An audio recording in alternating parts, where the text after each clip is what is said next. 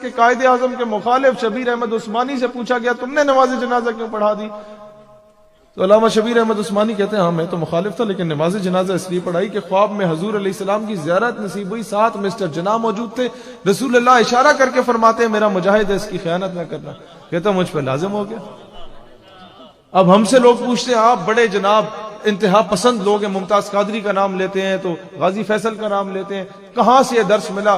کون سا مولوی ہے جو آپ کو گائیڈ کرتا ہے؟ میں نے کہا وہ مولوی بتاؤں کون ہے؟ کہتا ہاں کون ہے؟ میں نے کہا قائد اعظم۔ میں کہ دوسرا مولوی پتہ کون ہے؟ کہتا کون؟ میں نے کہا علامہ اقبال۔ کہتا وہ کیسے؟ میں نے کہا غازی علم الدین کا کیس کس نے لڑا تھا اور غازی علم الدین ڈیفنس کمیٹی کس نے بنائی تھی؟ قائد اعظم رحمت اللہ علیہ جب گئے تو علم الدین سے کہا کہ تم ایک مرتبہ کہہ دو، صرف قانونی اعتبار سے کہا کہ جب تم نے اس گستاخ کو مارا تو ہوش میں نہیں تھا، تمہیں تمام ثبوت اور دلائل کی روشنی میں تمہیں رہا کروا سکتا ہوں۔ تو اس نے جواب دیا جناب والا زندگی چ پہلا کم کیتا ہے جڑا ہوش چ رہ کے کیتا ہے۔ اور کمرے عدالت میں جج صاحب جو تھے انہوں نے کہا کہ تم نے علم الدین تم نے گستاخ کو قتل کر کے توہین عدالت کی ہے، تم نے قانون ہاتھ میں لیا۔ غازی علم الدین نے جواب دیا کہ جج صاحب جب آپ سے توہین عدالت برداشت نہیں ہو سکتی تو مسلمان توہین رسالت کیسے برداشت کر سکتے ہیں؟ یہی بات آج آپ لوگ اپنے اکابر کی سمجھیں۔ اقبال رحمت اللہ علیہ نے ڈیفنس کمیٹی بنائی غازی علم الدین شہید رحمت اللہ علیہ کی، اور اس کے بعد آپ یہ دیکھیں کہ یہ چھوٹا طبقہ جسے کہا جاتا ہے، یہ طبقہ بیسیکلی ہے کیا؟ یہ وہ چھوٹا طبقہ ہے جس کے صرف ایک خواجہ قمر الدین سیالوی رحمت اللہ علیہ کو اٹھا کے دیکھ لیا جائے، قائد اعظم رحمت اللہ علیہ کا جب انہوں نے ساتھ دیا تھا تو خضر حیات ٹیوانا اس وقت کا گورنر پنجاب تھا متحدہ ہندوستان کا، اس نے کہا جناح کا ساتھ نہ دو، اگر ساتھ دیا یہ پیسے لو جتنے چاہیے، یہ بلینک چیک ہے جتنے پیسے لکھ لے ہم دیں گے۔ انہوں نے بلینک چیک جلا دیا انگیٹھی میں، اس نے پھر دھمکی دی کہ اب جناح کا ساتھ دیا تو مجھ سے برا کوئی نہیں ہوگا۔ خواجہ قمر الدین سیالوی نے جواب دیا میں اللہ دے 99 نہ پڑے جناح خضر حیات ٹیوانے دنا موجود ہی نہیں ہے۔ یہ دلیری سے جواب گورنر پنجاب کو اس دور میں جب انگریزوں کا رول ہوا کرتا تھا۔ ہم لوگ تو آج کے ایسے چوکو کچھ نہیں کہہ سکتے، ہم لوگوں کا تو اسی وقت سافٹ ویئر اپڈیٹ ہو جاتا ہے، ایسے چودی کال آندی ہے تھے آنا ذرا ہندوستانی زی وقار ایسے دلیر لوگ ہوتے تھے، انہوں نے پاکستان بنایا، جنہیں یہ چھوٹا طبقہ کہتے ہیں نا، یہ چھوٹے لوگ۔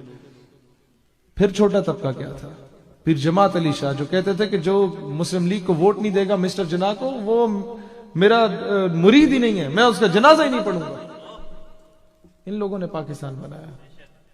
یہ جتنے بھی یہ باچا خان وغیرہ تھے یہ تو پاکستان کے خلاف ہو گئے تھے، مانکی شریف سے یہ لوگ اٹھے تھے صاحبزادگان اور انہوں نے قائد اعظم کا ساتھ دیا تھا، اور کے پی کے اور زکوڑی شریف والوں نے آپ لوگوں کو پاکستان بنا کے دیا۔ پیر پگاڑا کی فوج جسے ہرز کی فوج کہا جاتا ہے وہ آج بھی افواج پاکستان کے ساتھ اولین صفوں میں بغیر تنخواہوں کے شہادتیں دیتی ہے۔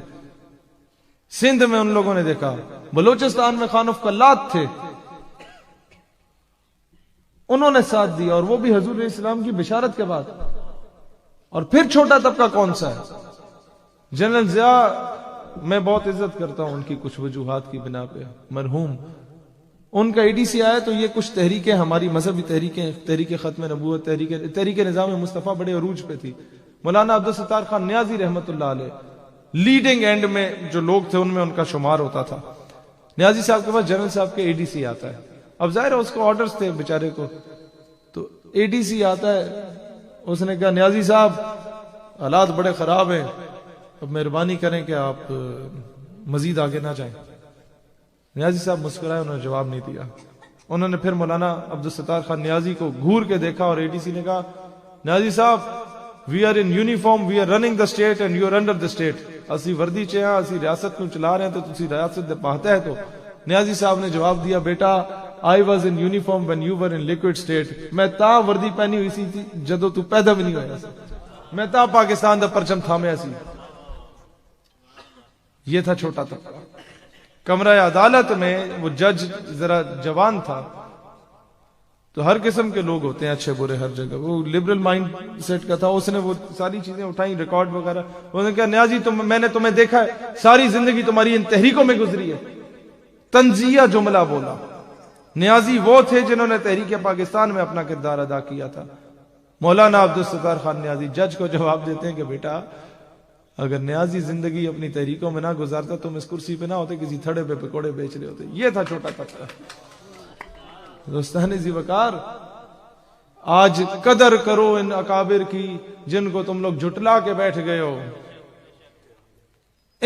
تم لوگ ان کے فالوورز ہو جو پاکستان کے بانی ہیں، لیکن مسئلہ یہ ہے کہ تم لوگ ہر چور ڈاکو لٹیرے کے پیچھے بھاگنے کے بڑے شوقین ہو. جو دنیا کا لفنٹر شرابی آئے اس کے ساتھ 3-4 گارڈ ہونے چاہیے، بڑی گاڑی ہونی چاہیے، تم لوگ پھر جا کے گٹوں میں بیٹھے ہوئے ہوگے. کیوں؟ کب تک اس غلامی میں بیٹھو گے؟ نکلو ان چیزوں سے، سوال کرنا سیکھو ان سے. برابری کی